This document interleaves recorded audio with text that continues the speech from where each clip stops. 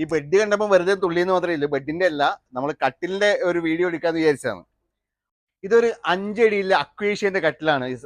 ഇത് അതിന്റെ ബാക്ക് സൈഡിലുണ്ട് കുഷ്യനൊക്കെ കൊടുത്തിട്ട് നല്ല രസമുണ്ട്. ബാക്ക് സൈഡിൽ ഇത് അക്വേഷ്യയിലാണ് ചെയ്തിരിക്കുന്നത്. ഇതിന് ഫുൾ പലകയാണ് കൊടുത്തിട്ടുള്ളത്.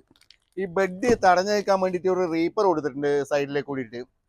അതുപോലെ നമുക്ക് അടിവശമെല്ലാം ക്ലീൻ ചെയ്യാൻ വേണ്ടിയിട്ടാണെങ്കിൽ ഫുള്ള് ഓപ്പൺ ആണ്. ഇതിന്റെ കാലുകൾ കുറെ ഉള്ളിലാണ്, ഇത് കാല് കാണുന്നും കൂടി ഇല്ല, ഉള്ളിലാണ്. നല്ല നല്ല രസമില്ലാണ്.